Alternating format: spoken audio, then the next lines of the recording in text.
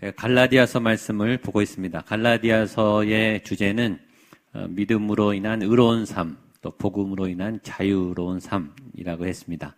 세 가지 키워드를 기억하시면 돼요. 갈라디아서 하면 믿음, 의로움, 자유, 이렇게 세 개 기억하시면 됩니다. 한번 따라해주세요. 믿음, 의로움, 자유.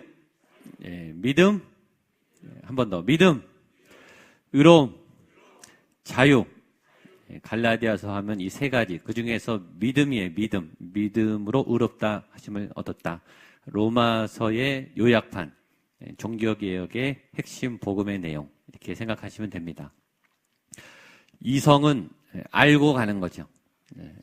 자료를 보고 가는 거예요.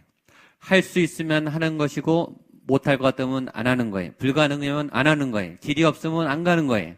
그래서 정보를 잘 수집하고 자료를 하고 검토하고 고민하고 회의해요. 그래서 가는 게 이성이에요. 믿음은 그렇지 않습니다. 믿음은 데이터 없이 가는 거예요. 자료가 없어요. 불가능해도 하는 거예요. 길이 없는데 시작하는 거예요. 막혔는데 도전해 보는 거예요. 그러나 직감으로 하는 게 아닙니다. 감으로 하는 게 아니에요. 촉이 좋아서 하는 게 아니라 말씀이 있었기 때문에 하는 거예요. 그게 달라요. 세상 사람들은 감으로 가요. 자료가 없어도 모험을 한다고요. 그 모험은 어떤 직관이죠. 그러나 우리는 직관으로 가는 게 아니고 어떤 감으로 가는 게 아니고 말씀을 따라가는 거예요. 말씀하신 분을 믿고 그분이 하라고 했으니까 그분이 마음을 주셨으니까 가는 게 믿음이에요. 중풍병자 친구들이 예수님께 치유를 받으러 친구를 메고 갔는데 길이 없었어요. 다 막혔어요. 그럼 우리는 이렇게 생각하죠. 아, 예수님이 막으시나 보다. 이번에는 안 고쳐주실래나 보다. 이성으로 보면 그렇게 되는 거예요. 그럼 포기해요. 근데 친구들이 예수님의 마음을 따라갔죠. 그랬더니 지붕을 뚫어서 내렸어요. 예수님은 그 중풍병자를 친구들의 믿음을 보고 고쳐주셨어요. 주님의 마음은 안 고쳐주려는 게 아니라 지붕을 뚫는 믿음으로 새로운 믿음의 영역에 도전하는 게 주님의 뜻이었고 친구들은 그걸 따라간 거예요. 그런 게 믿음이에요. 거기 계신 분, 내게 말씀하신 분, 지금 자료는, 지금 상황은 아닌데 내게 그분이 말씀하셨으니까 가는 거예요. 밤새 제자들이, 고기 전문가들, 어부들이, 갈릴리의 뼈를 담은 그분들이, 갈릴리 전문가들이 예수님의 말씀을 듣고 밤새 고기를 못 잡았는데 말씀에 의지하여 그물을 내리잖아요. 그건 이성과 경험을 넘어서는 그 말씀하신 분을 믿고 가는 게 믿음이에요. 우리의 믿음의 문제는 믿음이 있는데 안전하게 믿고 싶은 거예요. 믿기는 하지만 우리는 확인하고 싶어요. 안전한지 보고 싶어요. 안전하면 가요. 위험하면 안 가요. 그게 우리의 믿음의 한계예요. 우리의 사랑의 한계는 사랑하고 싶고 사랑해야 하고 사랑받고 싶은데 상처받기는 싫어요. 그래서 우리의 사랑은 힘이 없는 거예요. 우리의 사랑은 망가지는 거예요. 근데 여러분, 사랑은 상처를 받는 게 사랑이죠. 결혼하는 이유는 내가 상대방을 위해서, 그분이 행복하기 위해서 나를 희생하려고 결혼하는 거예요. 우리가 아이를 낳는 이유는 이 아이가 나에게 해주는 게 없지만 이 아이를 내가 양육하고 내 땀을 흘리고 생을 걸어서 이 아이를 세워나가기 위해서 나를 희생하는 게 사랑이잖아요. 그게 사랑이죠. 아프지 않고 어떻게 사랑을 합니까? 손해보지 않고 어떻게 사랑을 하냐고요. 근데 우리는 너무 상처를 많이 받아서 아픈 사랑을 힘들어해요. 두려워해요. 그래서 아예 사랑을 안 하고 혼자 살아요.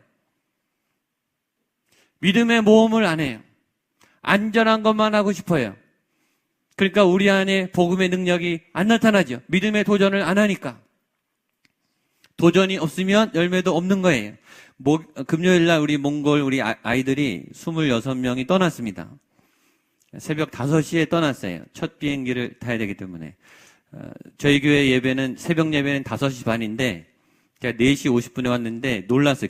부모님들이 다 와 계시더라고요. 거기 아이들 떠나니까 새벽 기도 안 나오시는 부모님들 다 나왔어요. 지금 하루하루 기도를 안 할 수가 없을 거예요. 낯선 선교지에 아이를 보내놓고 어떻게 기도가 안 나오겠습니까? 여러분, 제일 편하게 사는 거는 안 보내는 거죠. 위험한데 안 내보내는 거예요. 우리 끼고 살면 되는 거예요. 다 따라다니면서 다 막아주면 되는 거예요. 근데 그게 사랑이냐 이거죠. 그게 아이를 위한 길이냐 이거예요.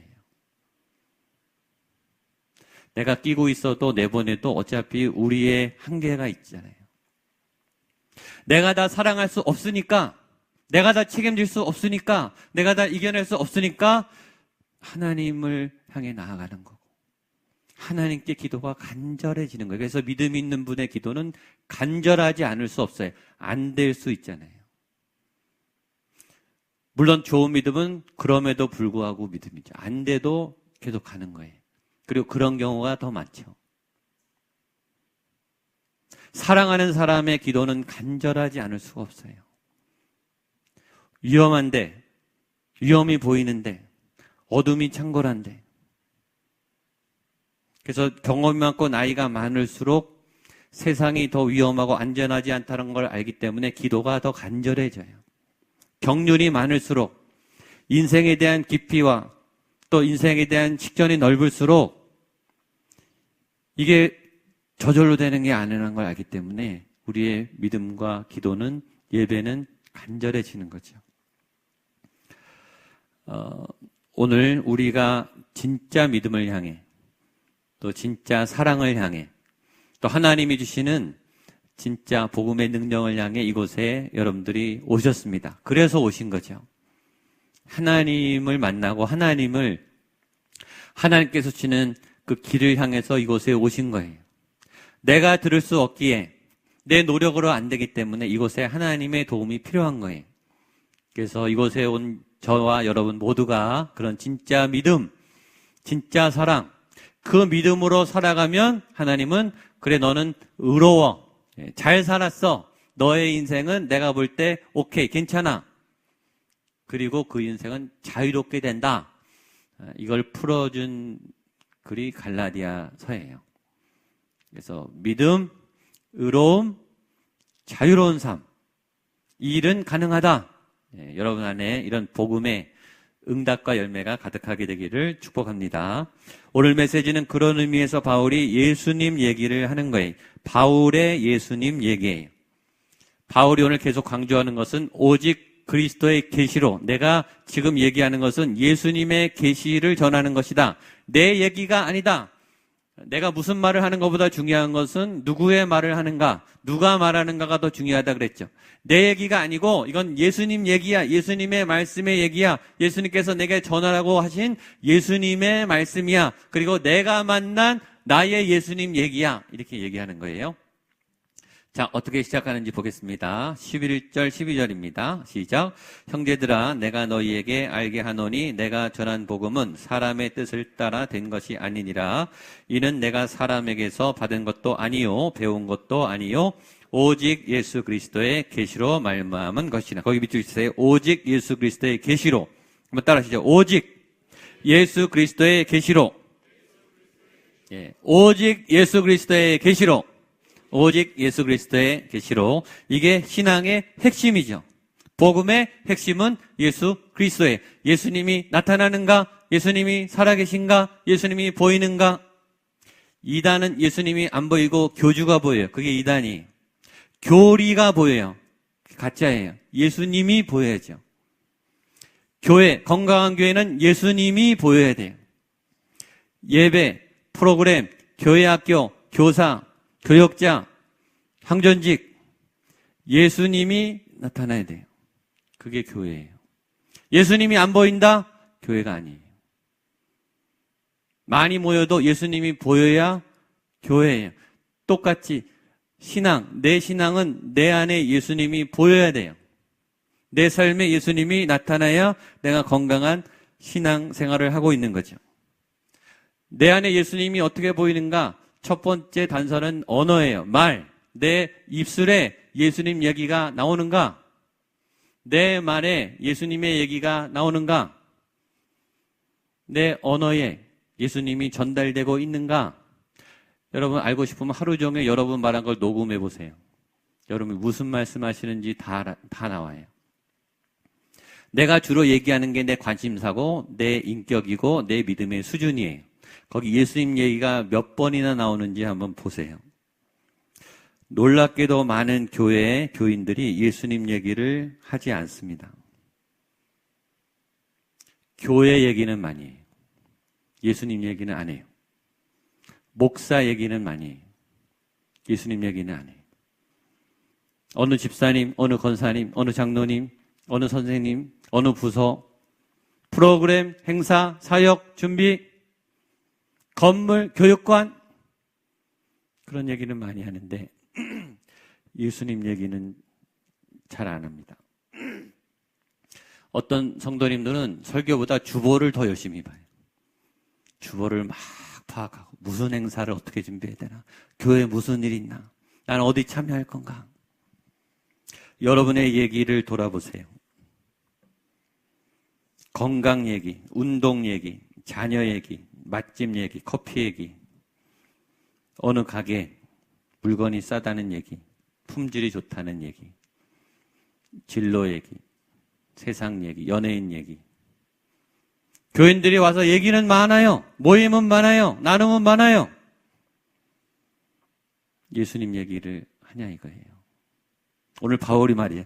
나는 오늘 오직 예수 그리스도의 계시를 말합니다. 나는 지금 예수님 얘기를 할 겁니다. 그리고 예수님 얘기만 할 겁니다. 나 딴 얘기 하려고 편지 쓴 게 아니고 나는 내가 만난 예수님, 나에게 말씀하신 예수님의 얘기를 하겠습니다. 이게 복음을 가진 사람의 태도라는 거죠. 저도 여러분도 결심했으면 좋겠어요. 내가 이제 예수님 얘기를 가급적 하겠다. 왜 얘기를 안 하는지 아세요? 얘기할 게 없으니까 안 하는 거예요. 예수님과 같이 살지 않았으니까 할 말이 없는 거예요. 근데 예수님과 경험이 많은 분들은 예수님 얘기를 하게 돼 있어요. 그때 예수님이 이렇게 마음을 주셨어.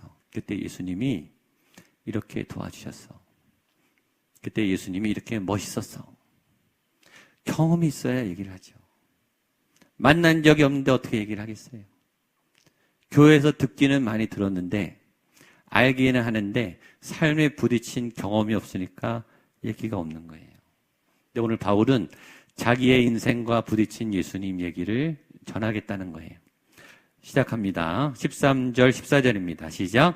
내가 이전에 유대교에 있을 때 행한 일을 하나님의 교회를 심히 박해하여 멸하고 내가 내 동족 중 여러 연갑자보다 유대교를 지나치게 믿어 내 조상의 전통에 대하여 열심히 있었으나 예수님이 어떤 얘기를 하는가? 간증의 ABC.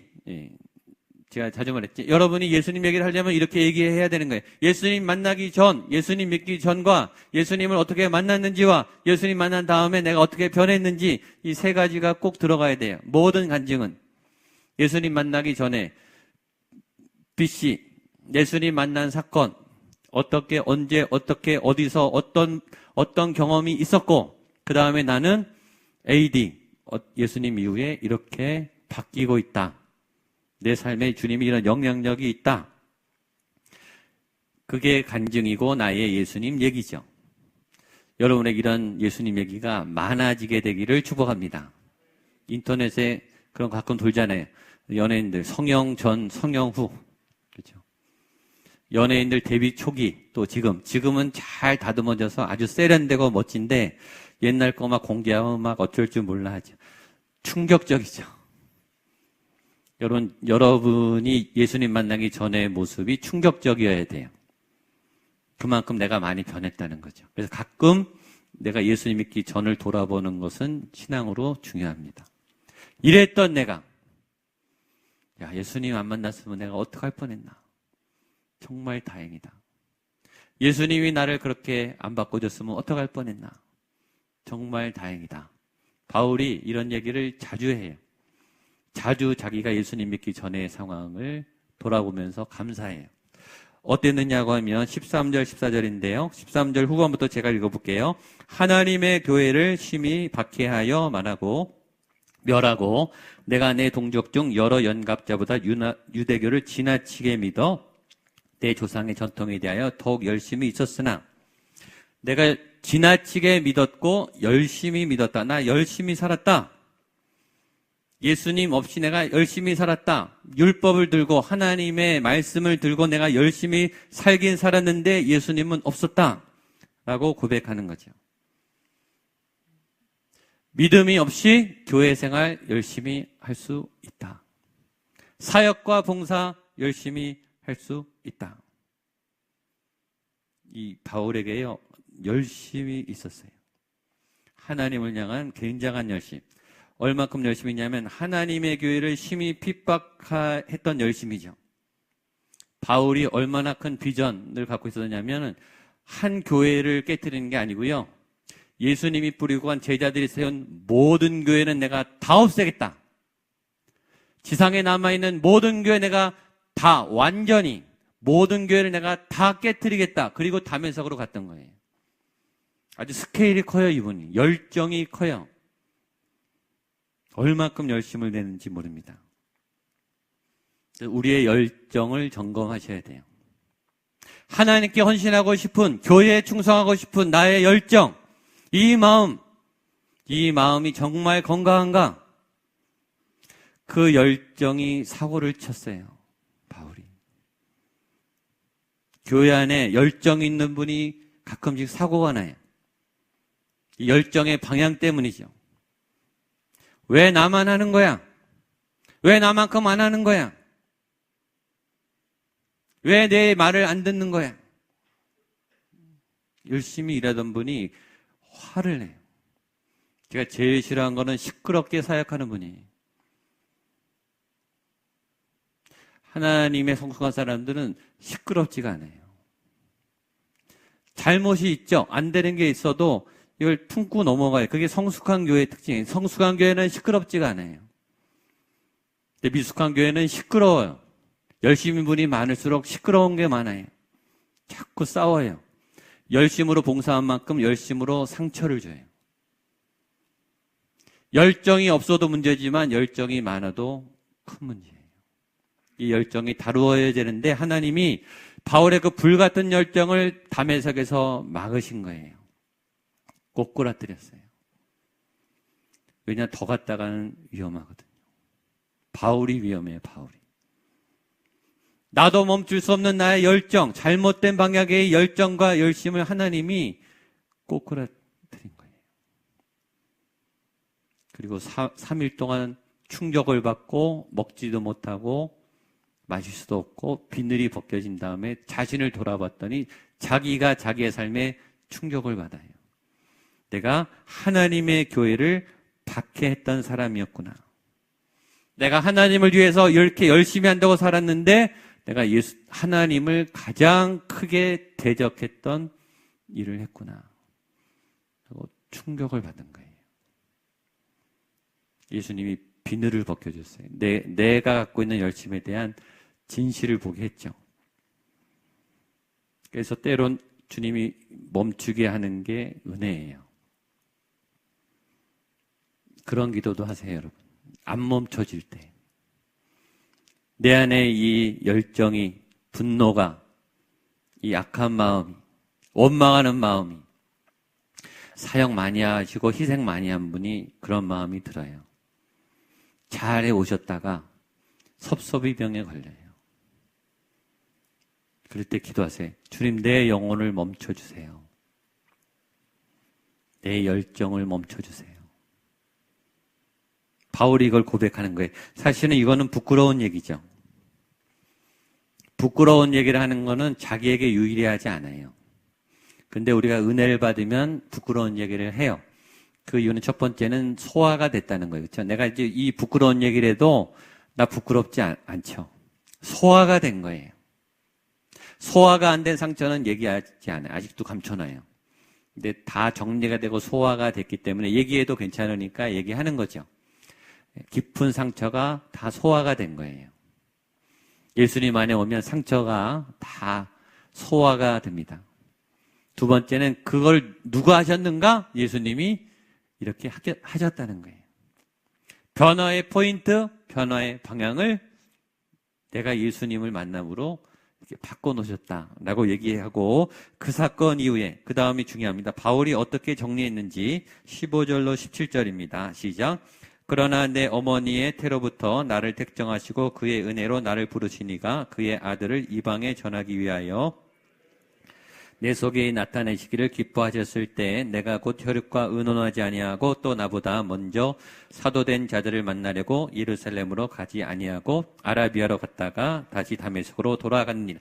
그렇게 예수님을 다시 만나고 나니까 자신의 인생이 새롭게 해석이 됐는데, 내가 내 어머니 태로부터, 내가 태어나기 전부터 하나님이 나를 이렇게 예정하셨구나 라고 과거가 다시 해석되는 거예요.